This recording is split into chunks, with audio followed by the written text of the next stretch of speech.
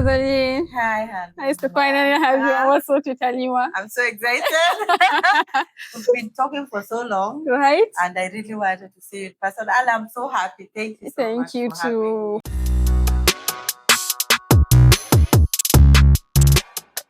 Such an honor to have the founder and creative director of Bit Bashara.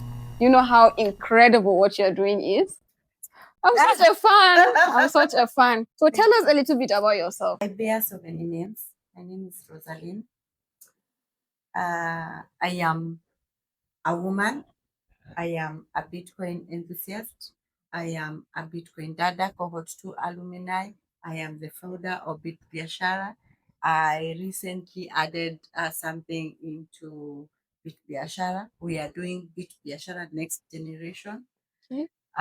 So I bear so many names. So I don't know which one you want to know. I want to know Above everything. that, I am a very positive person. Bit Bashara is a community where we talk about Bitcoin for business. We introduce Bitcoin to business people and show them how they can leverage it for their transactions. We show them how to do it. We show them why they should do it. And we lead by example. That's very interesting. You know, the work Bit Bashara is doing is really incredible, and you are setting the pace for everybody else in Africa. I really look forward to countries like Tanzania, Uganda, countries that are around Kenya to emulate what you're doing. And I am really, really looking forward to Nigeria also hopping on that kind of thing seriously, because, we really need things like that. Can you tell me a little bit about the Bitcoin circular economy? Yeah, Bitcoin circular economy is coin that is being used as money, whereby we can have Bitcoin circulating in the economy without leaving the ecosystem. Bitcoin goes from me to you, you to him to another person until it comes back to me. It does not leave the circular economy, reducing waste. Waste in terms of transaction fees, waste in terms of fiat of RAM and all that. Before we dive into it too much, can you tell us a little bit about your journey, how you came across Bitcoin, how you got interested, and how you got to where you are now? It's interesting to know that I met someone introducing me to Bitcoin back in 2011. Yeah, and Bitcoin was only 3 years by then, but I ignored it. Someone mentioned it again 2016. I ignored it again. And then in 2021, towards the end, I was working in this company. The ownership was being changed, and we didn't know what really was going to happen to us. Out of 70 people, we were just 5 people remaining. So one day, as we were in the office, doing nothing, because there was literally nothing to do in that office, we were discussing, asking each other, what do you think you're going to do when they finally lay you off? What do you think you're going to do? And one guy said that he's going to concentrate on Bitcoin. I was like, what do you mean Bitcoin? Yani, this is the third time I'm hearing about it, And you mean to tell me I've worked with you for 5 years, you know about Bitcoin? I've never heard you talk about it. And what could it be? So the guy tried to explain. I did not understand nothing. And but I made it a mission to go and find out. And I tried finding out. I went online, I Googled, I tried to read books. I could not understand nothing. Why? Because at that particular time, whenever you type Bitcoin, all you could get is buy these 10 coins, they will blow up. Oh, you will make money with this. Oh, they could introduce you to a lot of confusing information. So it took me so much time to try to understand what is happening. And I actually lost a lot of time. I lost a lot of money trying to make my way into the space. But one day, while in a crypto and fund community event, I met Marcel, the founder of Bitcoin Dada, whereby she had just finished her first cohort and she was pitching for the next. So she spoke and I was like, I think I've found the one, I felt something. Light bulb moment. Yeah. So what I did, I started stalking her online. I followed her socials and I waited. And then she announced her second cohort and I was like, okay. Number one, it's me. We did a course for 6 weeks. The course was not long. It was 6 weeks. But it's how she does it that makes you understand and even make a decision. So I finally understood that it is not even about the digital money. It is not even about the digital assets. It's not about the crypto. It's about Bitcoin and what it can do. It's not even about Bitcoin making you rich. It's about the benefits of freedom that you get from Bitcoin. Yeah, so within now from January 2021 to around August 2023, I was trying to see what I can do in the space, the value I can offer from also me to have a seat at the table. But then one day I realized, we can actually use Bitcoin for transactions. We can actually use Bitcoin to save the transaction fees.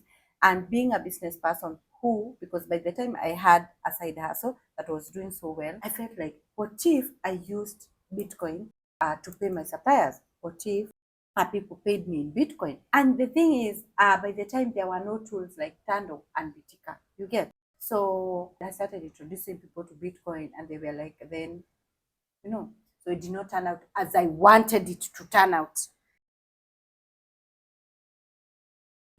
Finally got a different kind of merchants, not the ones I thought I could get. I did not get to onboard my suppliers. Also did not get to onboard my customers at that particular time. It was a flop. But then I did not give up. I continued with the journey. I continued looking for merchants. I continued like talking about this thing. I lost a lot of friends. I lost a lot of customers. But so far so good. That's very interesting. Yeah. Did you later on come on board?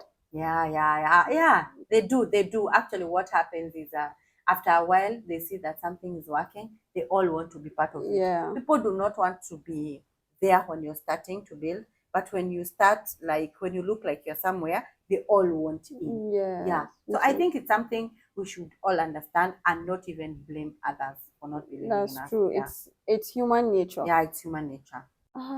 Which is interesting and brings me to my next question before we dive really, really deep into this Bitcoin thing. Tell me about Bit Bashara, your baby. Yeah. So Bit Bashara was born in 2023. I've been working on it. And basically what we do is introduce Bitcoin. We come and tell you this is Bitcoin, what it is, what it does, how to do it, and the benefits of using it. Yeah, especially for your business. And we do not only limit it to business people, because I feel like even if we have merchants accepting Bitcoin, who is going to be the users? So we accept even anybody that do not have a business, but they're interested in learning about it. Because in the end, this is the person that will be the user. Interesting. And how was that journey? How was it like the acceptance rate? Like how onboarding merchants are, and it's one thing to onboard, it's another thing for the merchant to actually accept Bitcoin. Yeah. So it took me a while, but one thing that really helped me was the emergence of tools like Tando, because when you show someone that even if your money is in your wallet, you can actually use it. If you don't find a place to spend it where there is a Bitcoin wallet, you can actually use it where there is M-Pesa. A tool like Bitika, someone will tell you, what if I want to put my money in Bitcoin? Yeah. And they ask me, where do you get your Bitcoin? And at that particular time, you don't even have a source of Bitcoin. You're just trying to use the little funds that you have to try to demonstrate, because this is something that will work. You have faith in it, so you're using whatever you have to try to make this. So at some point, I used to like go buy Bitcoin from M-Pesa to Bitnob, and then take it to a Lightning wallet so that I can be able to spend while they see. And I can tell you, sometimes I used to like use even 100 bob. I remove it from my M-Pesa to my Lightning wallet, and then from my Lightning wallet to M-Pesa again for just the demonstration. Yeah. And when they see that, they're like, oh, it can actually work. Yeah. So, but what they want to understand really is why and what do I gain from it. So what do you tell them? Transaction fees. Yeah. You see, when everybody is starting a business, the interest is only one, the profit. They do not care how this thing works. They just want to know, how am I going to gain? How do I benefit from this? And in Kenya right now, we live in an era where nobody carries cash. People are having M-Pesa, our mobile banking 24/7. So they will buy breakfast with M-Pesa, take transport to work with M-Pesa, pay their delivery guys with M-Pesa, pay for their stock with M-Pesa, lunch with M-Pesa. Everything is M-Pesa, M-Pesa, M-Pesa. So at the end of the day, you'll find somebody did almost 20 transactions, or even, depending with how busy your business is, 20 transactions. So when you tell them that when you do a Bitcoin Lightning wallet to another Lightning wallet at almost free, they're like, for real? Are your charges really that high in Kenya? Yeah, they're very high. They are very high. If I'm like sending $10 to someone, what are the charges like? The charges are like 23 Kenyan shilling. Wow. Yeah, transaction fees are very high. Now, can you imagine doing 10 transactions like that? Yeah, in a day. That's a lot. It accumulates because we are having the same issue in Nigeria, but our fees are kind of negligible. They are not. They are bad if you are doing a lot of transactions, but they are not that high. Also, now I'm trying to look at it from this angle. You guys are still using a lot of cash. In Kenya, people do not carry cash at all. No, we don't use as much cash because the government is trying to limit that. They are trying to create a cashless society. They are even forcing us. At a point in Nigeria, we had 4 different types of naira. We had the CBDC, which is the central bank digital company, which was digital currency, which was e-naira. We had cash in our bank accounts. We had the new naira note. We had the old naira notes. And they're all working. They were all in circulation. So you could imagine how terrible that was. So the government, when they printed the new naira notes, they said they would stop accepting old naira notes and give a deadline. So imagine communities where what do you do with the old one? People had to be dashing out their money, and then the government now reversed the law after people finished destroying, their money. We changed in Kenya. It also happened because there's a time they changed the 1,000 Kenya shillings note, and what they did was like you were taking the old notes to the bank, and the bank would give you new ones. Yeah, but the issue was we don't have enough banks. So imagine anytime you go to the bank as early as 6 a.m. there's already a very long queue. Okay. So, and the deadline was short because based on what the information we have at hand, it happened because of elections. They were trying to create issues for the presidential candidates and whatnot, but whatever. So imagine making such a decision and then affecting the whole country. We are really suffering right now in Nigeria because of those decisions. Wow. It is. You need a Bit Bashara. We do. You need a solution. We should get a Nigerian edition. You should get a Nigerian edition. Yeah. So I felt like we could use Bitcoin to do transactions, because if you are doing 20 transactions and you manage to do 5 of them in Bitcoin, you have relieved yourself of the transaction fee for those 5 transactions. Like in our community right now, the merchants we have up to 20 something merchants, but we have 11 of them in our circular economies. You can buy breakfast, you can do deliveries with your Bitcoin, you can buy lunch, you can cut your hair, you can go to do your nails, you can go to salon, you can buy your groceries, anything for convenience you can buy with Bitcoin in our community. And those are transactions that you do on a daily basis. You buy milk on a daily basis. So if you're buying milk every day, and if you're buying groceries every day, those are 2 transactions that are off transaction fees. So it is giving you that. And this is just the beginning. Maybe someday you will do 18 of those transactions in Bitcoin, and it will have saved you a lot of money. Yeah, long term. A lot. Yeah. So that is to show that people are really looking for functionality. They don't really want to know the know-how, because I believe most of the people in this, system or the circular economy don't even know the complexities of Bitcoin. They don't know what goes on behind the scenes. Let me tell you something, Halima. People are busy. People are busy, and especially in the business world. I don't know if it's the same in Nigeria, but as a business person, we do not care how things work. We just want something that will work. I do not care how Bitcoin is working behind the scenes. I just want something that will work. If it is meant to reduce the transaction fees, then let it do that. That is all I want. If it is meant to take my money off inflation, let it do that. I do not care about the functionalities. The problem we do as Bitcoiners most of the time is we want to go there and start talking about the government is doing this, oh, decentralization, oh, censorship of money, oh, you know, a lot, a lot. And this is a lot, especially to business people who do not have the time of the time of the minute to even look at any book or listen to any podcast. You get? So they need someone that is speaking their language, and their language is profit. Their language is how can this thing help me? How can this thing work for me? How can this thing help my business? But that is not what we are doing. We are starting to let them, the government is lying. And we all know that we are getting cheated. The system is leaked. But is that really the problem? Is that really what they want to know? They do not want to know that. I feel like we are not doing enough work on the ground. We are not like, we're just words with no actions. Yeah.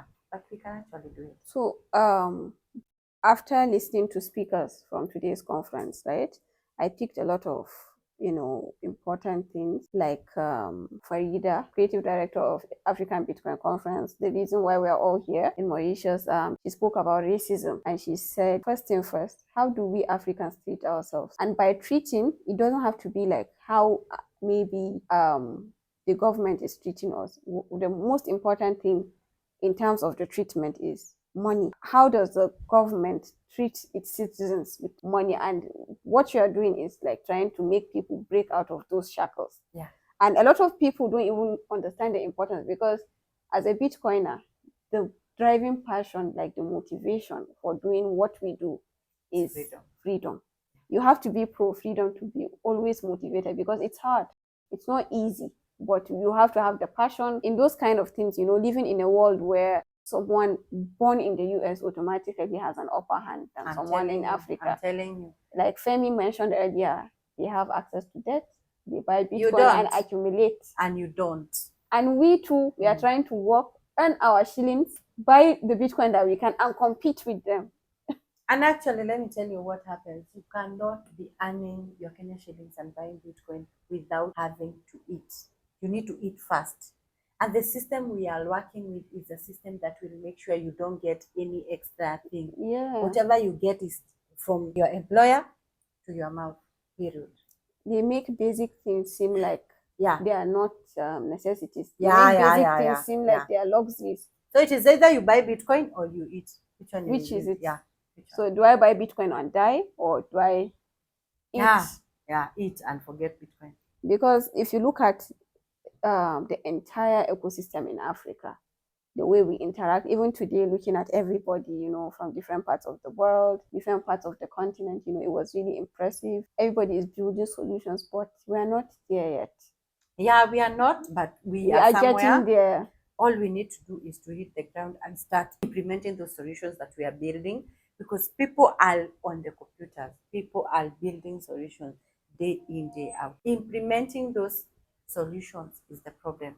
We know what is the problem. We have the solutions. We are talking about it, but we are not putting in the work. True. Yeah. So do you recommend a lot of African builders to build something like Bit Bashara? From my own point of view, every community has its own problem. And the problem I saw in my community is because I am a business person individually. I am a business person and I know what we go through on a daily service, right? But you, as a community member of where you come from, you know the problems you're facing and you know where Bitcoin can come in. So I would tell you to start a Bit Bashara. You will just have copied and maybe it's not your passion and then it will flop. Start by building on whatever you are passionate about. Let's talk about Bitcoin wherever you are and see how it will work out. The problem we have is people do not want to think. People do not want to do any hard things. They just want to sit on the computer and build solutions. They're building solutions to what? And then once you build whatever you have built, just want to stay behind the computer and be asking, how far is it going? Hit the ground, know the people, know the users, know what they want, know how the product feels. Is it acceptable? Is it working? Because while you're building, yes, you build something and you had this person in mind. Is it working for them? Is it, because when I started looking into Bitcoin, I realized the language that was online was not something I could understand. And that is why if you go to our website, you realize that we have curated courses for our community. Why do we do that? We want to speak the language of the people. We want to speak a language of that people will understand. Because when I went online as a newbie, I did not understand nothing. Why? Because of the language they're using. They're using too much technical language, decentralization, cryptographic, hash functions. What are all those? So for a newbie, that is too much, you know. So when we talk about Bitcoin in our courses, we talk about Bitcoin in a language that is understandable by everyone, in a language that is understandable by this person. This person wants to know how Bitcoin will help me. Bitcoin for business, Bitcoin as a medium of exchange, Bitcoin as a store of value. That is all they want to know. Bitcoin as a global money, Bitcoin as a unit of account. You know, what does that mean? That is all they want to know. Where does Bitcoin come in my business? Where does Bitcoin come in my personal life? How is it going to help me? Period. I find this a conversation very interesting, but as we're about to round up, I want you to talk about something that is very important: the next generation. Because the most important thing is to catch them young. So how are you fixing it with the next generation? Yeah, we have this project that we have launched. It was triggered by something that happened in my community back in August, whereby a 16-year-old young boy died. He was bullied by others and he lost his life.